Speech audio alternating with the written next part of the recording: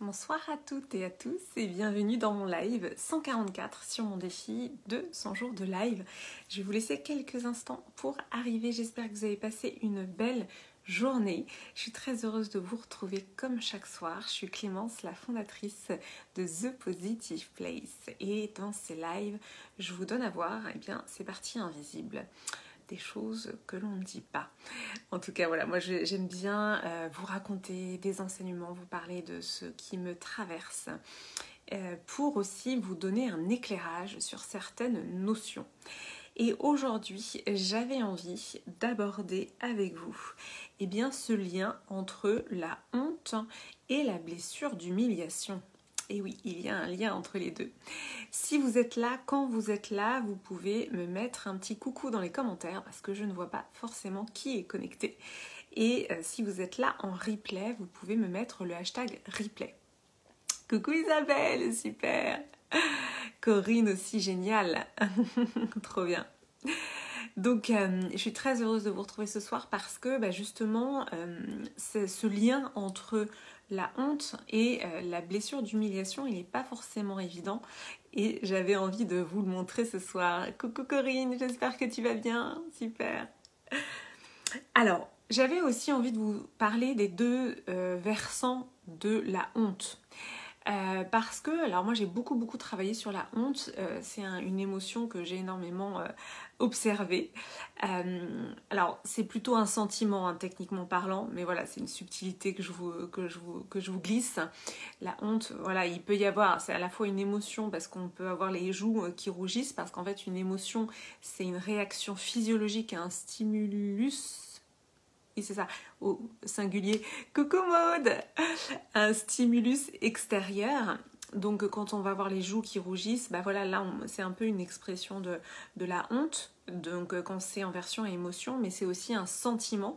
Parce que le sentiment, c'est quelque chose qui dure, qui reste sur la durée, qui s'inscrit même dans le corps. Et je vais vous raconter une anecdote en fait.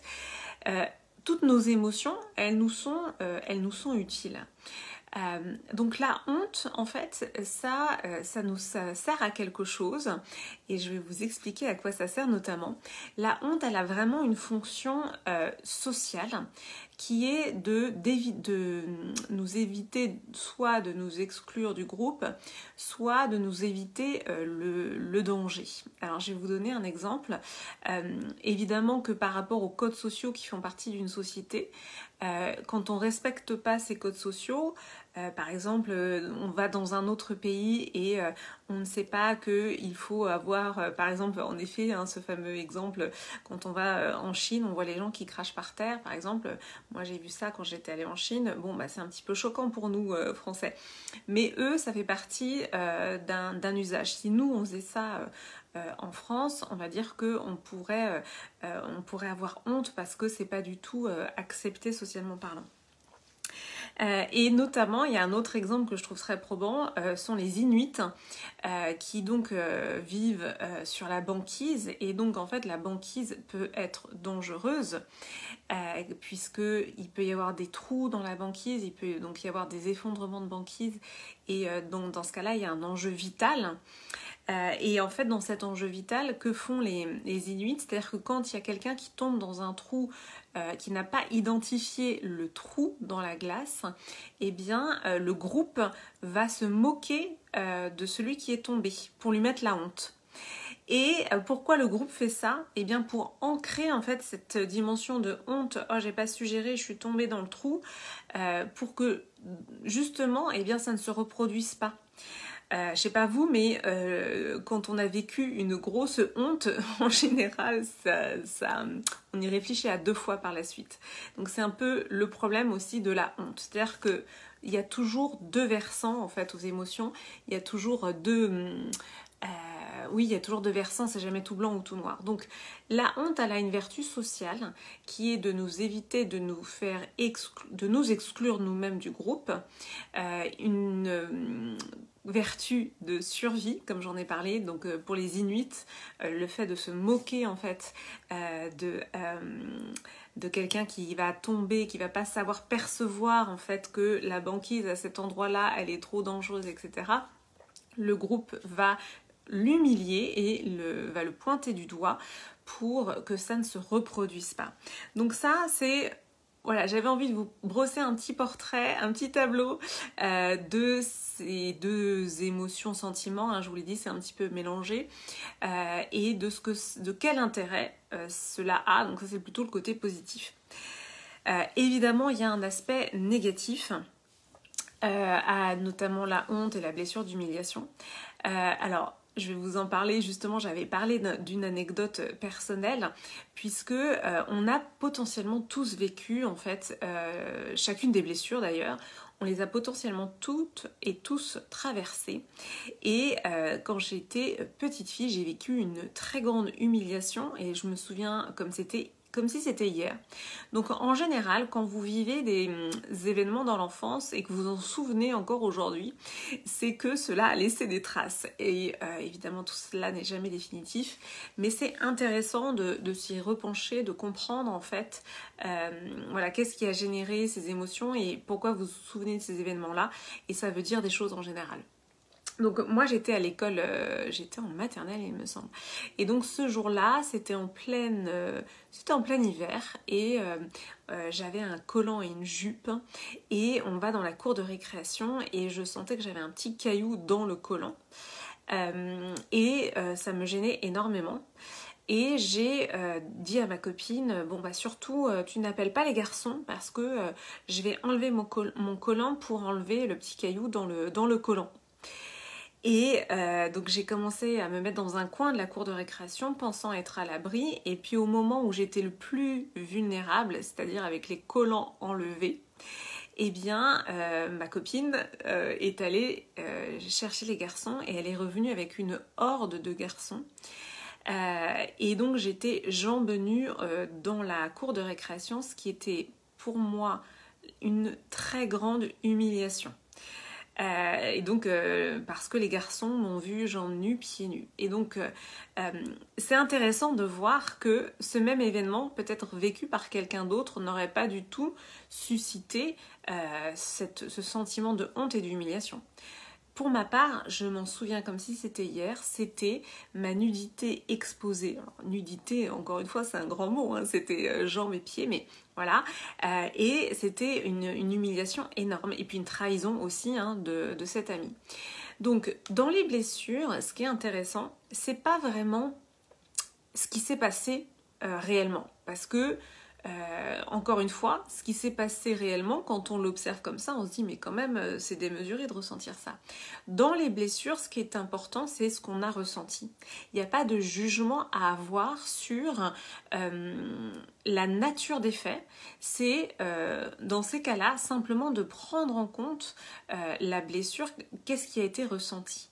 Donc c'était intéressant pour moi de vous parler de ça et aussi parce que la blessure en fait de honte et d'humiliation a encore une autre connotation, bonsoir Monique, pour les femmes. La honte de soi, c'est vraiment quelque chose qui est encore plus ancré au niveau des femmes, au niveau du féminin. Dans cette blessure d'humiliation dont je vous ai parlé à l'instant, pour moi il y avait cette dimension de nudité, donc il y a aussi cette dimension d'atteinte au corps, et ça c'est des choses qu'en tant que femme on peut avoir vécu à différents niveaux. On sait voilà, qu'une femme sur deux a subi une agression à caractère sexuel, ça peut être simplement une main aux fesses, hein, mais c'est déjà ça. Et donc ce que j'avais envie d'aborder aussi avec vous aujourd'hui, c'est vraiment cette dimension spécifique aux femmes qui ancre en fait la honte dans le corps. Et donc c'est vraiment cette différence que j'avais envie de vous mettre en lumière ce soir, entre l'humiliation, la blessure d'humiliation qui va être en effet que l'on peut, comment dire, ancrer à un moment particulier. Donc dans mon exemple, ce moment où ma copine se ramène avec une bande de garçons. Donc là, l'humiliation, c'est le moment que je vis où je suis jambes nues dans la cour de récréation face aux garçons. Donc là, c'est blessure d'humiliation. Et ensuite, la honte, elle est ancrée, elle s'ancre sur la longueur.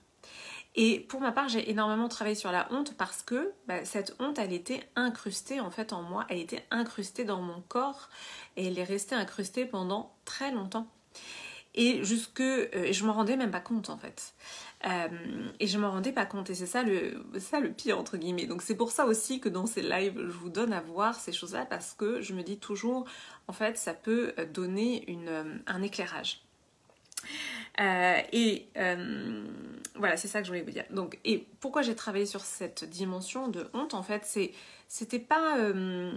au départ, je m'en suis pas rendu compte par rapport à moi, c'était par rapport aux autres, dans l'entreprise notamment, dans les différentes communautés dans lesquelles que j'ai fréquentées, mais surtout l'entreprise. Je remarquais qu'il y avait des gens qui étaient des éhontés. Alors j'aime bien ce terme que j'emprunte à Boris Cyrulnik. Les éhontés, en fait, c'était des gens qui n'avaient jamais honte. Et ça, je l'ai constaté. C'est-à-dire que je me suis dit, mais il y a quand même des gens qui se posent beaucoup moins de questions que moi, qui n'ont jamais honte, qui foncent. Alors ça, c'était le bon côté, le côté audacieux, mais il y avait aussi le côté où finalement, ils faisaient des choses que moi, je trouvais pas très louables, mais ça leur posait pas de problème. Et donc, c'est en observant les éhontés que, par effet miroir, je me suis dit, mais en fait...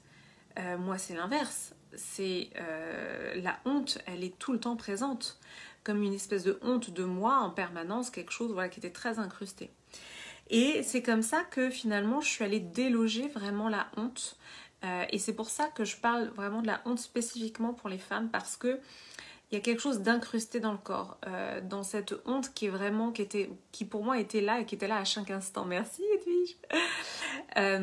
Qui était là à chaque instant et qui m'empêchait en fait de faire des choses, tout simplement parce que j'osais pas parce que j'avais honte de moi. Et il a fallu que j'aille rechercher en profondeur d'où venait cette honte. J'en dirai pas plus ce soir, mais voilà, je suis allée creuser ça et je suis allée vraiment me libérer de cette honte. Et c'est justement l'absence de honte aujourd'hui qui me permet de faire ces lives. C'est pas quelque chose que j'aurais été capable de faire auparavant parce que j'avais honte de moi, même sans rien faire en fait. C'était comme si c'était une honte. J'allais dire, oui c'est ça, une honte complètement incrustée qui était là quoi qu'il arrive. Ça se mélangeait avec le problème de légitimité, hein, mais voilà, c'est vraiment quelque chose dont je me suis extirpée en fait, pour pouvoir déployer mon plein potentiel. Voilà, vous savez que ça c'est mon claim, hein, et pour pouvoir rayonner. Et rayonner pour moi c'est simplement être pleinement soi, se départir de ces émotions, de ces sentiments qui quelque part ne nous appartiennent pas, qui viennent nous polluer, qui viennent nous empêcher d'être nous-mêmes en fait, et dont on n'a parfois même pas conscience. Donc c'est ça le pire. Donc voilà, c'était mon partage du jour sur cette dimension, et surtout de vous dire que vraiment les blessures en fait, on peut complètement, totalement s'en libérer. Ce n'est absolument pas définitif, et c'est pour ça que je vous propose Healing, la blessure. Donc pour aller voir justement nos différentes blessures, la blessure d'humiliation, ça sera en novembre. Et il nous restera en décembre la blessure d'injustice, parce que pour moi c'est extrêmement libérateur, c'est d'aller vraiment observer ça avec toutes les techniques que j'ai, dans lesquelles je vous amènerai, pour pouvoir vraiment faire ces passages et conscientiser ça, et puis surtout alors j'allais dire s'en débarrasser, ou en tout cas oui, parce que quand elles reviendront, parfois je peux encore ressentir de la honte, mais ça part très rapidement, parce que je sais que ça ne m'appartient pas, je sais que c'est quelque chose qui est comme une pollution en fait. Donc voilà, c'est vraiment ce que j'ai à cœur de vous transmettre dans Healing. Donc ça commence en septembre, vous pouvez soit nous rejoindre pour une seule blessure, soit pour les 4. Et vous pouvez aussi nous rejoindre dans la Femme Solaire Expérience sur 12 mois. Voilà, cette semaine, j'ai eu de belles célébrations avec des femmes merveilleuses qui nous ont rejoints. Donc je suis comblée en fait, voilà, je suis comblée. Donc je vais vous souhaiter une très très très belle soirée. Dites-moi si ce live résonne pour vous, comment ça résonne pour vous. Je serai très heureuse de lire vos commentaires, même après coup, même si vous êtes là en replay. Merci à toutes celles qui étaient là en direct. Merci Laetitia, Monique, merci Maude, Corinne et Isabelle. Je vous embrasse très très fort. Merci à toutes celles et ceux qui étaient là mais que je n'ai pas cité parce que je ne vois pas qui est là et qui n'est pas forcément là.